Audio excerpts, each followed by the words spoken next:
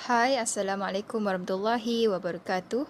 My name is HAIZA binti ROSLI with metric number 047317. Our topic of presentation for today is about online questionnaire, and I bet all of you are familiar with the topic for today. And of course, online questionnaire is very common among us, and I believe that everyone has experience in answering or even constructing an online questionnaire before.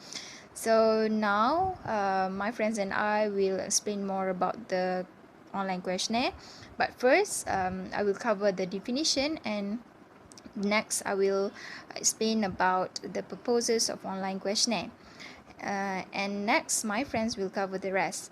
So let's start with the definition of the online questionnaire. An online questionnaire is where a set of survey questions is sent out via various mediums such as email embedded over website, social media to a target sample, and the members of the sample can respond to the questions over the World Wide Web. So online questionnaire is just like a normal questionnaire. We know that questionnaire is a set of questions given to the audience to get information. But online questionnaire is just the set of questions is given through media such as email, social media, and of course we also use WhatsApp, just like we did before. And this allows researchers to collect information from a sample of individuals through their responses to question.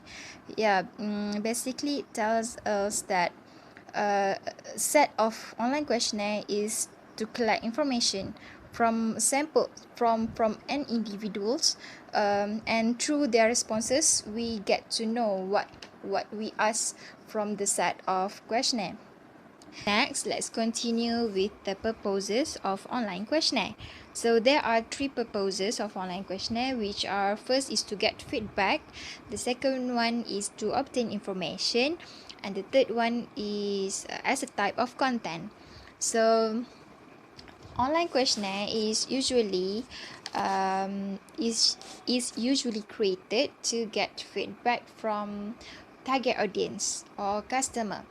For example, a founder of product made an online questionnaire to obtain feedback from the customer.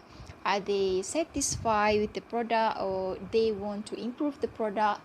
So the founder of product made an online questionnaire to get feedback from them. So next is to obtain information. So just like we did last few week, Band 6 has answered an online questionnaire, a few online questionnaire regarding e-learning class, online class, and a few more. So lecturer has given us questionnaire, an online questionnaire to obtain information from us about the online class. So and the third one is as a type of content. It is related with the two purposes mentioned earlier. Sometimes online questionnaire is also created as a content to increase audience engagement. It is usually did by marketing management. So they do online questionnaire to increase their engagement with the audience. I think that is all from my part, and my friends will continue. Thank you.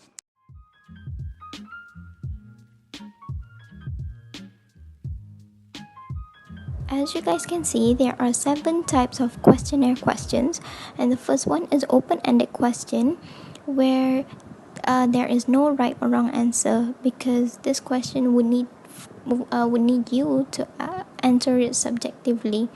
Close-ended question is when the answer is restricted to yes or no answer. Rating questions is a question that will give you a scale from 1 to 5. If you like it, you will put 5. If you dislike it, you would choose the number 1. Same as for Likert scale.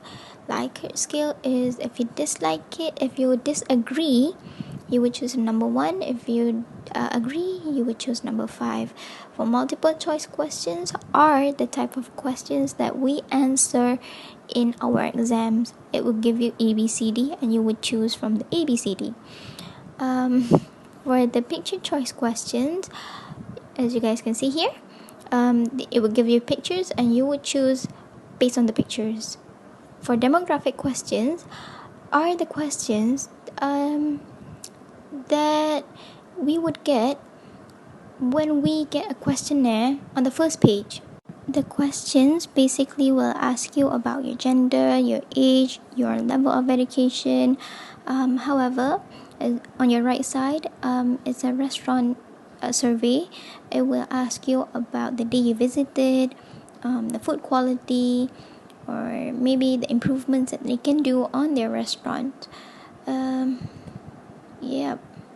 And moving on to how to build a questionnaire online. There are so many types of websites that you can use to do a questionnaire, but I only chose 3. I can say the most frequently used by us would be SurveyMonkey, Google Form, and Typeform.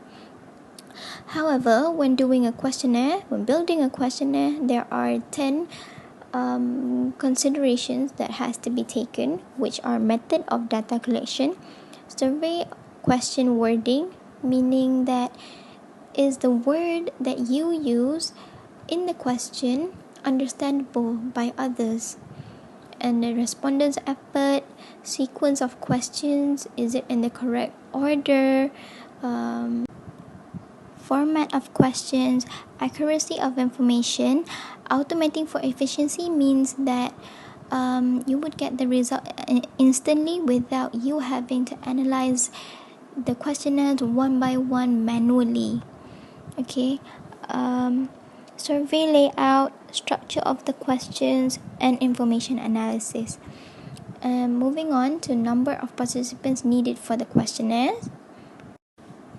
To find out how many participants that you need for your survey, first of all, you would have to know your population and do a little bit of calculation, meaning that you want, for example, you want to distribute your questionnaires to Band 6 students, meaning that you would have to know how many people are in Band 6. Okay, so to know how many people you should send your survey to, you want to take your sample size and divide by the response rate. The higher your response rate, the lower that you would have to distribute your questionnaires to. So target your estimate response rate as high as you can. Piloting online questionnaires. According to Arash Face, there are 3 parts of piloting questionnaires, which are selecting sample, completing questionnaires, and implementing results.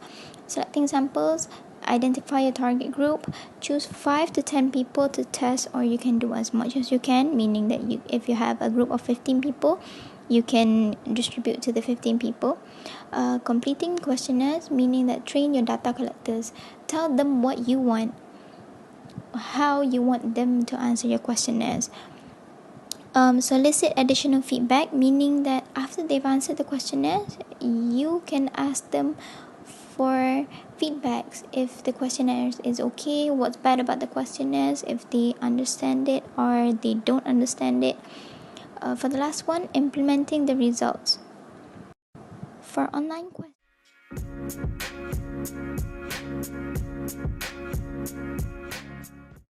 Alright, distributing the online questionnaires nowadays have been so much easier compared to the past due to a rise of many platforms for distributing the online questionnaires. For example, we can see various of platforms provided in the internet to do the online questionnaires. It comes in blogs, websites, and even in the videos.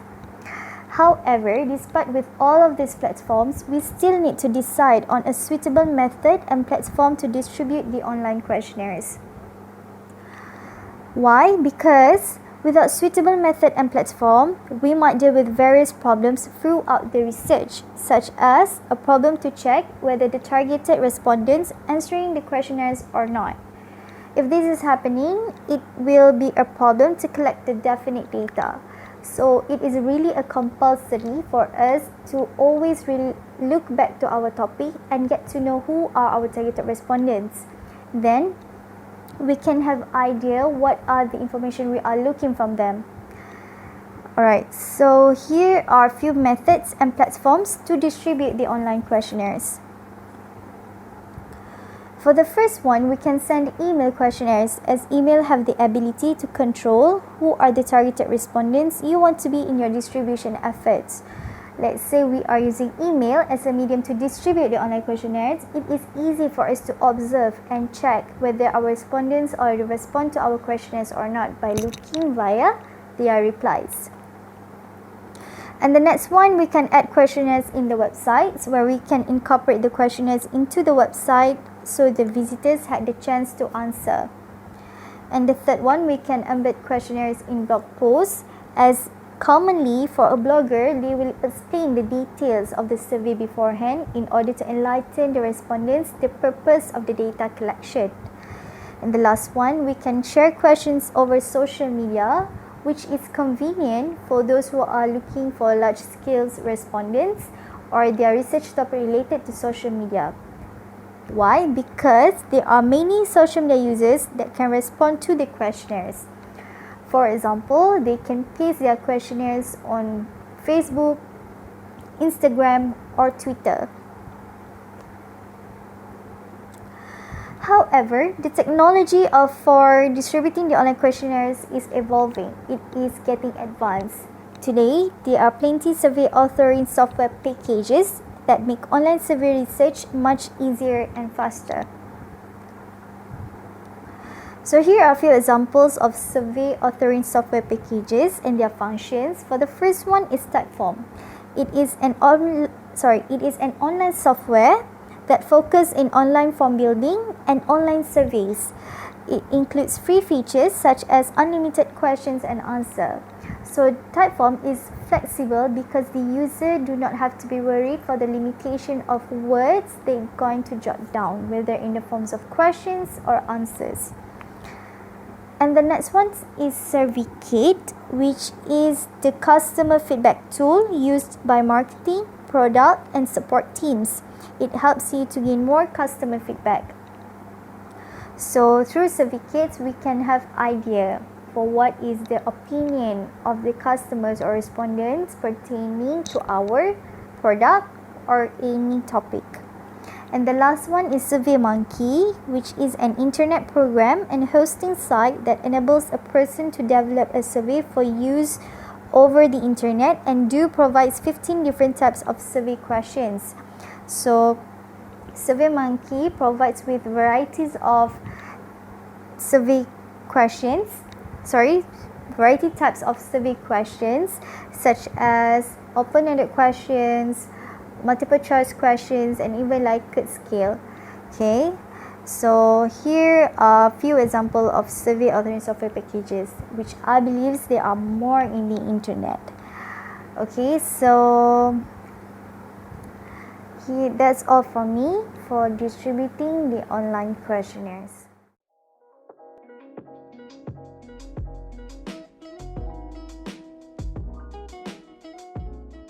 Okay, the first one is maintaining confidentiality and anonymity of respondents. Now, the issue of confidentiality and anonymity is closely connected with respect for the dignity and fidelity. Usually, the word anonymity comes with confidentiality as if the two concepts are the same. Let's look at what both anonymity and confidentiality means. Anonymity is a guarantee that in a research study, when neither the researcher nor the readers of the findings can identify the respondent, For confidentiality, it is a guarantee when the research can identify the respondents but promises not to do so publicly. So if you have promised confidentiality, you have an ethical responsibility to ensure that participants' identification and information is protected. Now, for enforcing those two notions, researchers can do so by number one, making sure that the data collected are not used for non-research purposes, and that personally identifiable data and other research-related data should be kept and stored separately to avoid association between the two. And finally, the third one is if the email list is acquired from other agencies, individuals listed must give consent before being contacted for other research purposes. The consent form subject should cover matters like telling the participants what they are being asked to do, by whom, and for what purposes. Usually, participants are guaranteed anonymity in order to receive honest answers from them. If you somehow can't prevent the disclosure of respondent information, you have to make it clear in the invitation or the beginning of the research questionnaire that the participation in the online questionnaire, so the respondents would have the opportunity to refuse participation if they are not willing to do so. Move on to the next slide. Okay, data protection. Each individual has the right to privacy and dignity that should be protected at all times. So, in other words, every participant should be able to make their own decision to participate in research, and the persons who are not able to make the decisions should be protected. So, for the first one, personal data on the websites or servers should be protected using measures such as data encryption. Now, what is encryption? Encryption is the process that scrambles readable text so it can only be read by the person who has the secret code or the decryption key. This way, it helps provide data security for sensitive information. The second one is researchers should always state the use of cookies or other log files and inform the respondent that they can disable the use of cookies in their computer. The main purpose of a cookie is to identify users and possibly prepare customized web pages or to save login information for you. So in the beginning of the online questionnaire, respondents should be given links to data protection, privacy policy, cookie policy, which will all be available in simple language for their understanding. Now, for the final one is protection from emotional harm. Ensuring the respondent's well-being is vital in any study. So, when a sensitive subjects are combined with vulnerable groups, this type of issue may arise.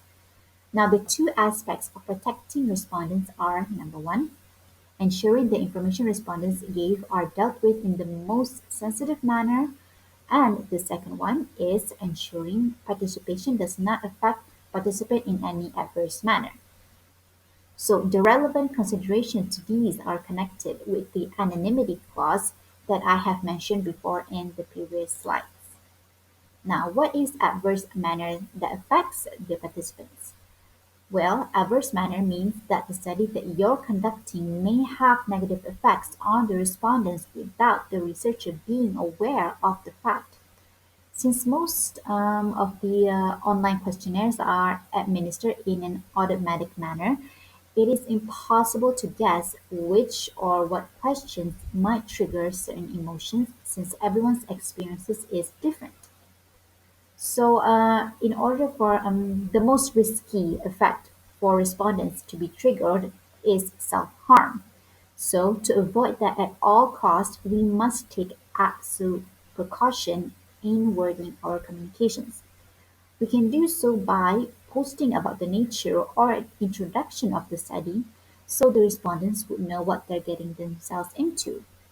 If they have any questions, they may ask them through emails provided by the researchers, and those questions are to be answered promptly so that we can reduce those possibility of any questions that can trigger or may trigger certain unwanted tendencies or even cause anxieties in some respondents. Now, for the next slide is tips for ensuring online ethical standards.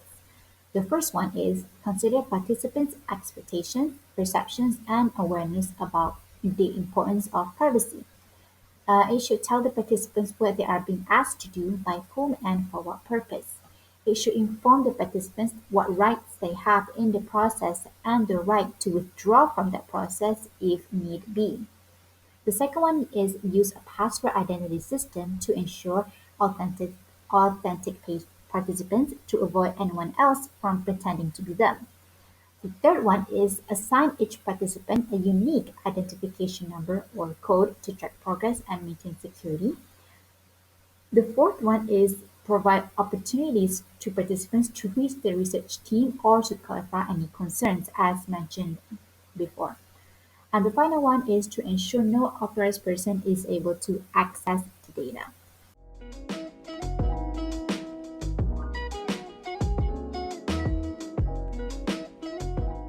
Okay, advantages of online questionnaire.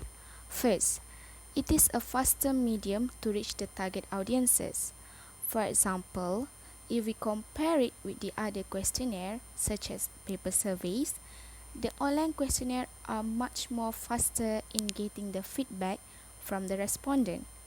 It is because we don't need to gather people or giving papers for them to answer. So this is why it is considered as a faster medium. Second, the efficient cost by doing online questionnaire.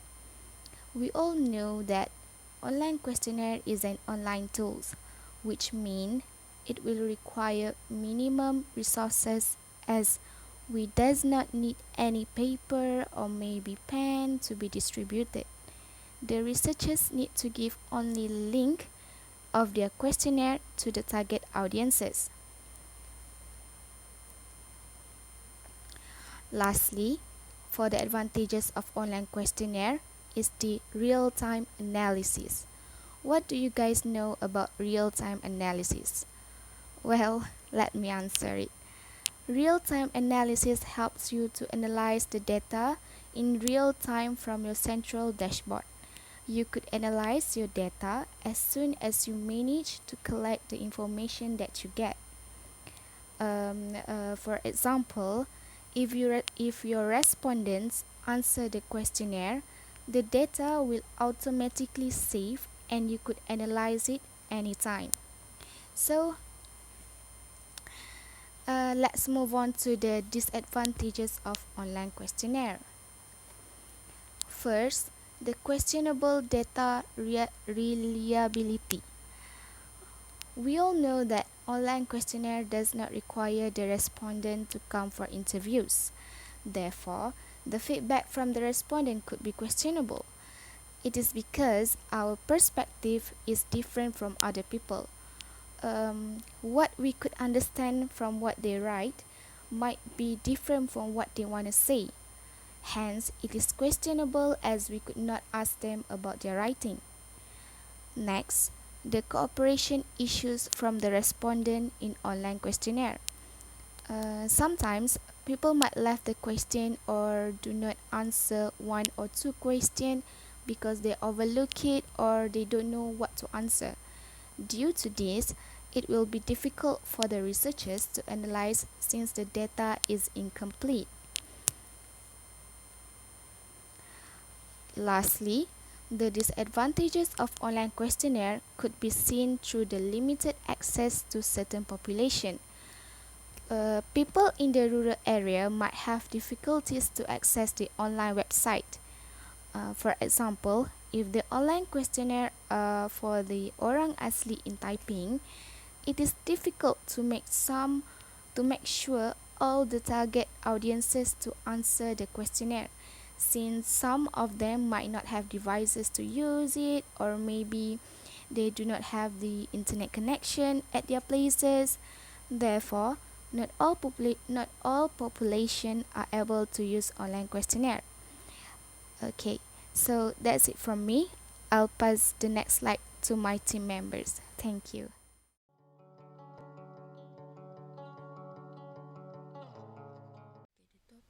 choose is Teachers' Perception about ICTs for Teaching, Professional Development, Administration and Personal Use by Alcuin Mualongo 2011. Okay, participants that were involved in the study were 74 teachers from one of the pedagogy courses at one of the universities in Tanzania. Okay, what are pedagogy courses? It is a method of teaching. Okay, next, the research objective. The study examined teachers' perception about the use of ICTs for teaching, administration, professional development, and personal use. It's basically what the researcher wants to know, what are the teachers' idea or thoughts about the use of ICTs. Okay, next, to determine teachers' professional development needs for proper ICT integration in the classroom.